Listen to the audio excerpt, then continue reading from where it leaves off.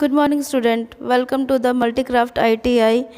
आज मैं आप लोगों को बताने वाली हूँ डीसी जनरेटर का क्लासिफिकेशन। कल मैंने आपको बताया था कि डीसी जनरेटर क्या होता है, ठीक है, कितने पार्ट्स होते हैं। अगर आपने वो वीडियो नहीं देखा है तो आप प्लीज़ जाकर मल्टीक्राफ्ट आईटीआई के यूट्यूब चैनल पे आप उसे जाकर देख सकते हैं। वहाँ पर प्लेलिस्ट में जो जो क्लास आपका छूट गया वो आप वहाँ से जो है देख सकते हैं। आज मैं आपको बताने वाली हूँ क्लासिफिकेशन ऑफ डीसी जनरेटर के बारे में, ठीक है। डीसी जनरेटर के बारे में पहले मैंने आपको बता दिया है, थोड़ा सा फिर से रिमाइंड कर दूं। डीसी जनरेटर क्या है? एक ऐसा इलेक्ट्रिकल मशीन है जो क्या करता है, यांत्रिक ऊर्जा को विद्युत ऊर्जा में रूपांतरित करता है डीसी के रूप में, ठीक है। तो आज मैं आपको बताने वाली हूँ क्लासिफिकेशन ऑफ डीसी जनरेटर के बारे में, ठीक है। तो क्लासिफिकेशन ऑफ डीसी जनरेटर है मेरा यहाँ पे। तो डीसी जनरेटर सबसे पहले आपको पता है कि डीसी जनरेटर क्या होता है, मैंने अभी बता भी दिया है। अब क्लासिफिकेशन है मतलब उसका वर्गीकरण किया गया है, ठीक है। कितने टाइप का जो है डीसी जनरेटर होता है। एग्ज़ाम में बहुत बार ऐसा होता है कि ऑप्शनल में पूछा जाता है, ठीक है, कि कितने टाइप के जनरेटर होते हैं। तो ये आपको कब क्लियर होगा? जब आप क्लासिफिकेशन ऑफ डीसी जनरेटर अच्छे से जान जाएंगे, ठीक है।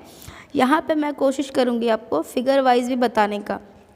सारा का डायग्राम मैंने यहाँ पे मैं आपको दिखाऊंगी और दिखाने के बाद थोड़ा फिगर देख देकर समझाऊंगी भी आपको, ताकि अच्छे से क्लियर हो, ठीक है। और कुछ भी प्रॉब्लम हो तो मुझे प्लीज़ कमेंट बॉक्स के सेशन में कमेंट करना, ताकि मैं क्योंकि सारा कमेंट पढ़ती हूँ और उसका सॉल्यूशन जो है लेकर आती हूँ, ठीक है।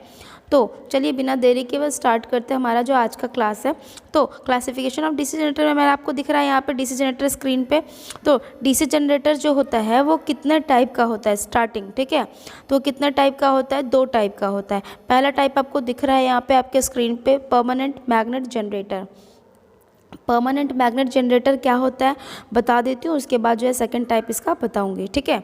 तो परमानेंट मैग्नेट जनरेटर जो है वह जनरेटर है जिसमें फ्लक्स जो है स्थायी मैग्नेट द्वारा बनाया जाता है। मैंने आपको बोला था कि जब भी मैग्नेट का बात होगा तो वो क्या प्रोड्यूस करता है? वो फ्लक्स उत्पन्न करता है, ठीक है। तो ये क्या होगा? परमानेंट, नाम है परमानेंट, तो किसके थ्रू होगा? परमानेंट मैग्नेट, ठीक है। इसको स्थायी मैग्नेट के द्वारा बनाया जाएगा, ठीक है। इसीलिए क्या कहते हैं इसको? स्थायी मैग्नेट जनरेटर कहते हैं, या फिर इसको डायनेमो भी बोल सकते हैं, ठीक है। क्योंकि इसमें जो फ्लक्स जो है क्या होता है? स्थिर होता है, ठीक है। फ्लक्स क्या होगा? मूवेबल नहीं होगा, वो एक जगह स्थिर वाला, ठीक है। जिस कारण जो पैदा होने वाला ईएमएफ होगा वो भी क्या होगा? उसका वो जो है आर्मेचर के गति के समानुपाती होगा। मतलब क्या है कहने का, जो ईएमएफ मेरा जनरेट होगा स्थायी मैग्नेट द्वारा, ठीक है, वो उस जो है आर्मेचर की गति के समान, जैसे आर्मेचर का गति बढ़ेगा वैसे वैसे ईएमएफ भी मेरा वहाँ पे इंक्लूड होते जाएगा, मतलब बढ़ता जाएगा, ठीक है। इसका उपयोग क्या है? केवल कम करंट व कम वोल्टेज के लिए ही किया जाता है, ठीक है। जैसे साइकिल हो गया व मोटरसाइकिल हो गया, ठीक है, डायनेमो मेगर इत्यादि में, ठीक है। ये हो गया मेरा स्थायी मैग्नेट जनरेटर। आपसे कोई अगर पूछता है तो क्यों ज़रूरत है? क्योंकि हमको यहाँ पे जो है फ्लक्स वो स्थायी मैग्नेट द्वारा बनाया जाता है, ठीक है, इसलिए भी। और दूसरा इसका जो है इसके स्थिर होता है स्थायी मैग्नेट के द्वारा, इसलिए इसका फ्लक्स क्या होता है? स्थिर होता है।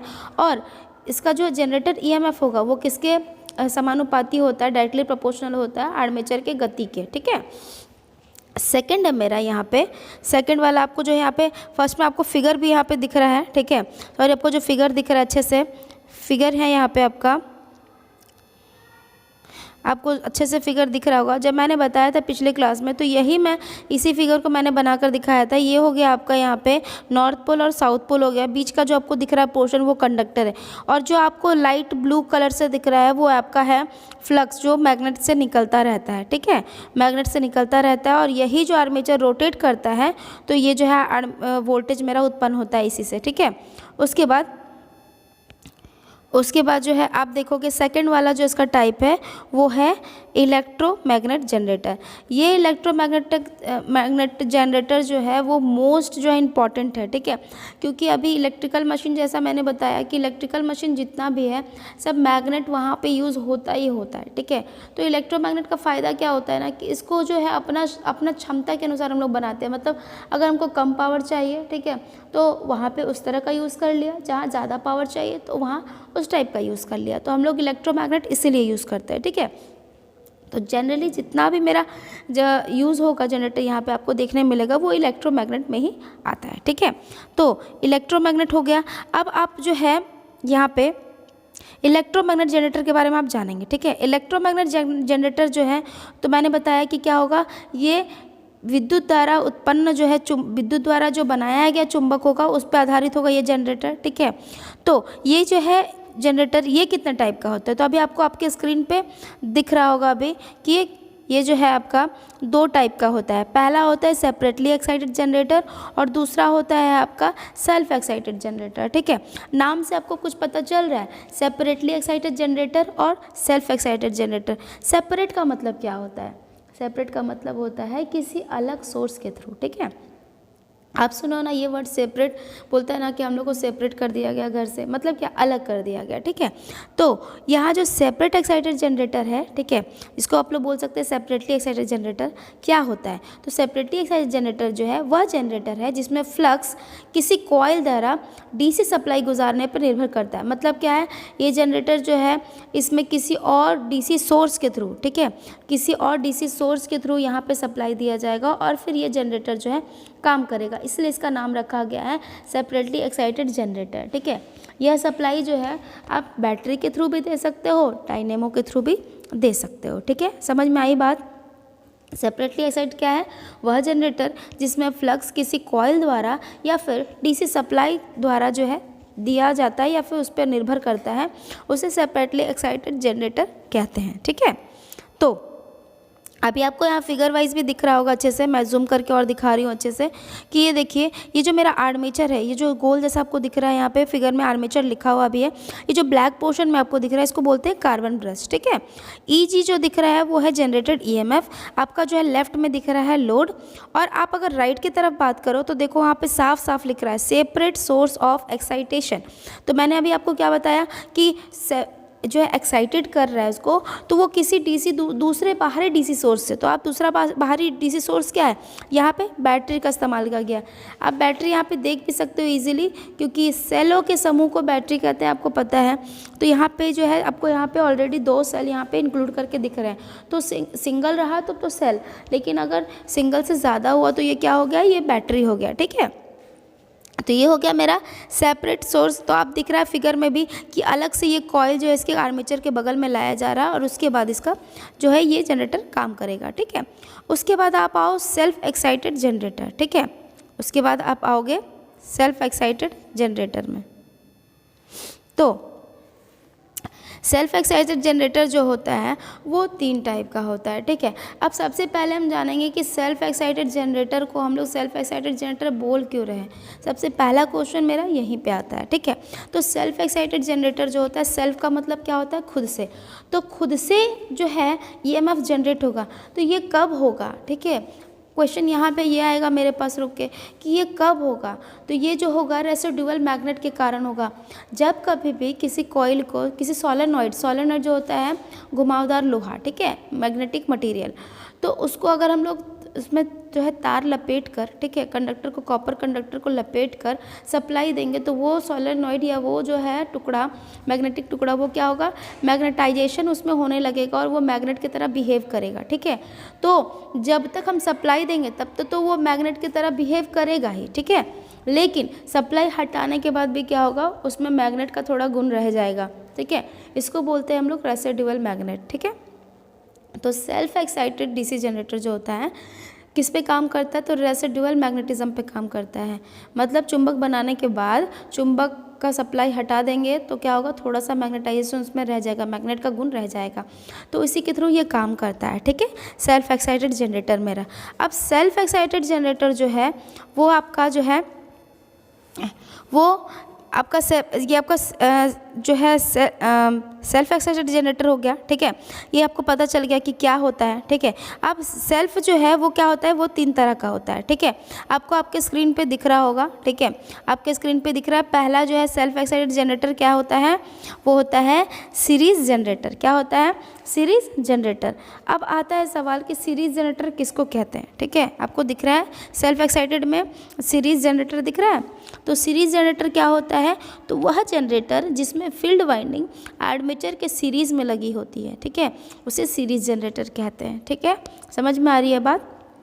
वह जनरेटर, इसको मैं फिगर के थ्रू भी आपको दिखाऊंगी अभी, ठीक है। वह जनरेटर, ठीक है, जिसमें फील्ड वाइंडिंग आर्मेचर के सीरीज़ में लगी हो उसको सीरीज जनरेटर कहते हैं, ठीक है। जिसकी फील्ड वाइंडिंग, ठीक है, अब यहाँ पूछा जाता है कि जिसकी फील्ड वाइंडिंग कैसी होती है, तो इसकी फील्ड वाइंडिंग जो है वो होती है, ठीक है, उसकी फील्ड वाइंडिंग मोटी तार, ठीक है, तार का जो मोटाई होगा वो ज़्यादा होगा और टर्न जो आपका लपेट की संख्या होगी वो क्या होगी, कम होगी, ठीक है। तो अभी जो है आपका सीरीज़ जनरेटर चल रहा है, ठीक है। सीरीज़ जनरेटर को हमेशा लोड के साथ ही लगाना चाहिए। लोड के बढ़ने पर जो है, लोड के बढ़ने पर फील्ड करंट भी बढ़ जाता है, इसलिए इस जनरेटर को हमेशा क्या करते हैं, स्थिर लोड या स्थिर स्पीड पर ही चलाना चाहिए, ठीक है।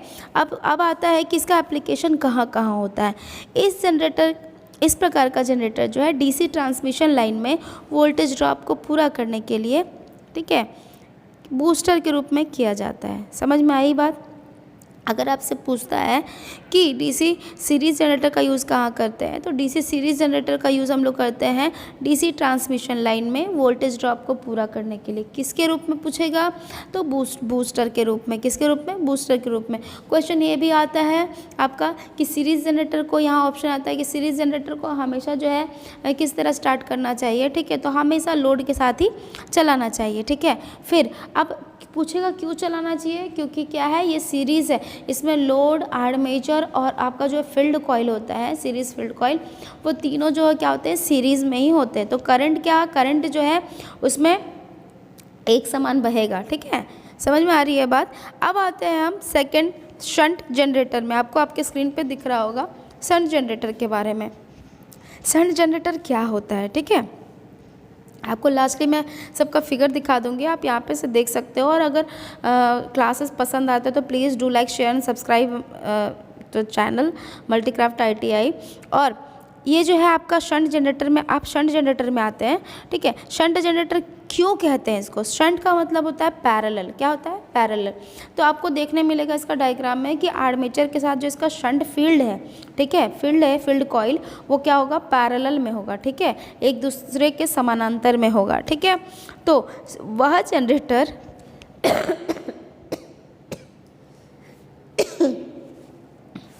वह जनरेटर जिसमें फील्ड वाइंडिंग आर्मेचर के पैरेलल में लगी हो उसे शंट जनरेटर कहते हैं। इसकी फील्ड वाइंडिंग पतली तार और अधिक टर्नों की बनी होती है। आपको समझ में आया? अलग अलग अंतर आपको देखने मिलेगा। सीरीज़ में क्या था, मोटा तार था, कम टर्न था। पैरेलल में क्या हो रहा है, टर्न अधिक होंगे और पतला तार होगा, ठीक है। अतः वाइंडिंग की जो रेजिस्टेंस होती है वो क्या होती है, अधिक होती है, ठीक है, ताकि पूर्ण वोल्टेज जो है क्या करे, वो सहन कर सके। अधिकतर शंट फील्ड करंट जो है 3 से 5% पूर्ण लोड करंट की होती है, इसलिए इसका आर्मेचर मोटी तार और रेजिस्टेंस क्या होता है, इसका कम होता है। शंट जनरेटर को चालू करते समय लोड स्विच को खुला रखना चाहिए, ठीक है। फील्ड वाइंडिंग अधिक रेजिस्टेंस के कारण क्या होता है, करंट को आसान रास्ता प्रदान करती है। अगर करंट लोड की रेजिस्टेंस कम होने पर वाइंडिंग में पर्याप्त जो है आपका करंट फ्लो नहीं होता है। जनरेटर को पूरी वोल्टेज बनने पर ही क्या करना चाहिए, इसमें क्या होगा, इस जनरेटर को आप जब चालू करते हो, ठीक है, तो जब तक पूरा वोल्टेज आपका जनरेट नहीं होता है तब तक लोड नहीं डालना चाहिए, ठीक है। तो यदि शंट जनरेटर को, जिसका बोल सकते हैं हम लोग, शंट जनरेटर को हमेशा स्थिर लोड पर चलाना चाहिए। स्थिर लोड मतलब जैसे कभी कभी आप देखते हो ना कि लोड कंटिन्यूअसली क्या होता है, चेंज होते जाता है, कभी कम पे कभी ज़्यादा लोड पे, है ना। तो ये चीज़ यहाँ पे नहीं है, इसका जो स्पीड होगा वो क्या होगा, वो जो है वो एक समान होगा, ठीक है। शंट जनरेटर हमेशा स्थिर लोड पर ही चलाना चाहिए। जो इसका यूज़ होता है, एप्लीकेशन कहाँ कहाँ होता है, यह battery charging, electroplating, exciter, lightning load इत्यादि में इसका काम आता है, ठीक है। यहाँ पे armature current is equal to होता है फील्ड करंट प्लस आपका जो है लोड करंट। क्या होता है, आर्मेचर करंट। कई बार एग्जाम में सवाल पूछता है कि आर्मेचर करंट बराबर क्या होता है, तो आर्मेचर करंट बराबर होता है field current plus load current. अब आपको आपके स्क्रीन पे दिख रहा होगा कि नेक्स्ट जो है वो है कंपाउंड जनरेटर। क्या है, कंपाउंड जनरेटर।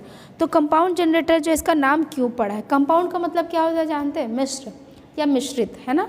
तो मिश्र या मिश्रित जिसको बोलते हैं। तो वह जनरेटर जिसमें दो तरह की वाइंडिंग, ठीक है, इसमें क्या होगा, मिश्रित है मतलब क्या होगा, शंट का भी पार्ट होगा और सीरीज़ का भी पार्ट होगा, ठीक है। तो वह जनरेटर जिसमें दो तरह की वाइंडिंग, फील्ड वाइंडिंग आर्मेचर के सीरीज़ और आर्मेचर के पैरेलल में लगी होती है, उसको हम लोग क्या कहते हैं, कंपाउंड जनरेटर कहते हैं, ठीक है। इसको फिगर वाइज और अच्छे से दिखा दे रही हूँ आपको, यहाँ पे तीनों का फिगर यहाँ पे, ताकि और क्लियर होता जाएगा, ठीक है। तो कंपाउंड जनरेटर किसको बोलते हैं, तो वह जनरेटर जिसमें दो तरह की फील्ड वाइंडिंग आर्मेचर के सीरीज, आप यहाँ पे देखो कंपाउंड में,